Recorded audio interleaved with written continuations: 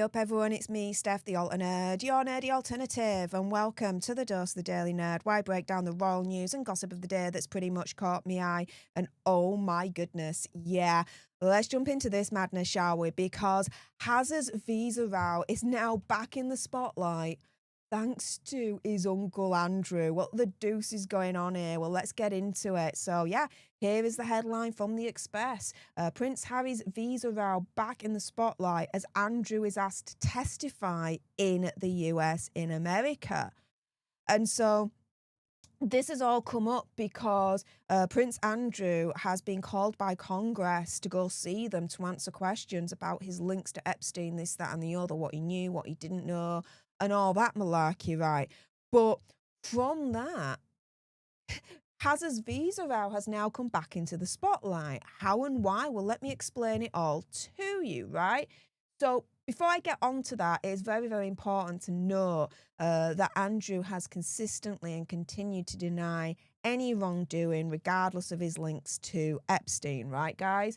Now, this is the thing. We've got here someone from the Heritage Foundation. Can you guess who?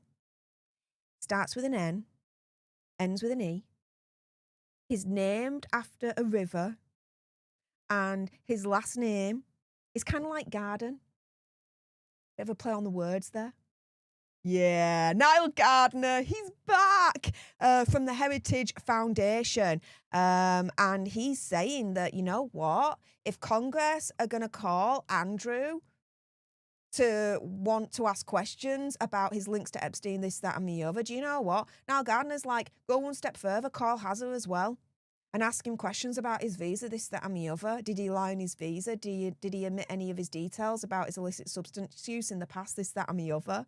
Oh my goodness, Niall Gardner does not miss a freaking beat. And for those that don't know about this long saga of a story, this has been going on now for years, right, guys? We all know that Hazard revealed in his memoir Spare about his illicit past substance use, right? And when he did that, he made a little bit of a boo-boo, because when you go to America, if you want a visa, if you've had any illicit substance use in the past, yeah, America doesn't like that. And generally speaking, you don't get in, all right? It happened to Amy Winehouse. It happened to Kate Moss, right? Their past illicit substance use, and they couldn't get into America. For Kate Moss, she had to wait over 10 years before America would let her back in. It was that bad, right? Hazard admits his illicit substance use, right, in his memoir Spare, and he's still allowed to come over. It's either one or two things. He either didn't put all the information in and so lied about his illicit substance use, or he did put it all in, and somehow the US government made a special exception for Hazard and still let him in regardless. Either way, it's not good for Hazard, right, guys? And so here we've got Niall Gardner turning around on GB News saying the following.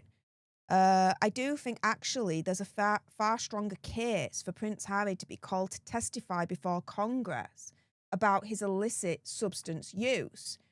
We're appealing to the Trump administration to release Hazard's immigration records because he admitted to extensive illicit substance use in his own book Spare, and Prince Harry was granted entry to the United States. Normally, of course, if you've used illicit substances, that's a criminal offence, and it's very difficult to enter into the United States, like I said like 2 seconds ago, right? And here, Niall Gardner is explaining it much better than I could ever, right? Saying, was he given preferential treatment, or did he lie on his application form? That is a federal criminal offence that would result in deportation of 5 years in jail.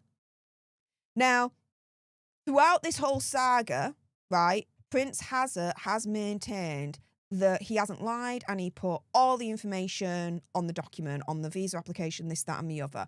Okay, let me tell you this, right? In my opinion, conspiracy theory, whatever, Hazard did not fill out that visa application. No way, no how. Do you know why?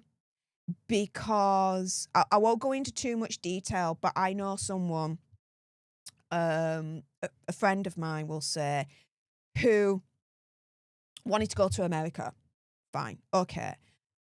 But they had a little bit of a past, right? They were, how do I put this? They were arrested, but they weren't charged, right? They were released without caution, arrested, not charged, released without caution, blah, blah, blah, right? Thing is, though, right, when you fill out the ESTA visa, which is the electronic version, it asks on there, have you ever been arrested, this, that, and the other? Well, we had to say yes for my friend, right?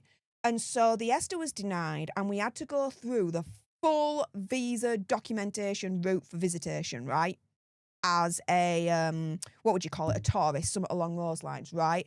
Let me tell you right now, it took myself and my friend, right? And I helped my friend because I've been to America now a few times. I've been lucky enough to do that in my life. And so I helped them with that. And shiz the freaking bed. It took us like 2-3 days to get through it all. I'm telling you that right now. And they want to know everything in this visa document. I swear. They want to know who you are. They want to know your parents. They want to know your grandparents, your siblings. They want to know what you did freaking 10 years ago. They want to know where you've been. They want to know your freaking dress size. They want to know everything. They want to know what you last ate. They go into so much detail, right? And we're talking pages and pages and pages and pages of this application that you think it's never going to end. You really think it's never going to end. And this is the thing. It's not just one application, right? Okay? You got to fill out the initial application for the visa. Then you've got to fill out another application to then get an appointment at the consulate down in London, where my friend lives. And then you got to fill out another application to the police force to get a copy basically of the history of the dealings with the police force, so you can prove that basically, in this instance, yeah, they were arrested, but they weren't charged, and it was nothing violent or anything like that. It was a silly, stupid misunderstanding, and that was it. That was it. It took us 2-3 days to get through it all. My point is this. Do you think Hazza would do that? Not a freaking chance in hell, in my opinion, conspiracy theory, whatever, do I think Hazza would do that on his own. Not a chance. I don't think he filled that out on his own. Not a chance in hell. I think, opinion, conspiracy theory, whatever, he had someone else fill it out for him. Because I don't think that someone like the likes of Hazza would have the inclination, the strength, the knowledge, whatever, to do it on his own and to fill it out himself. I think he would have got someone else to fill it out for him.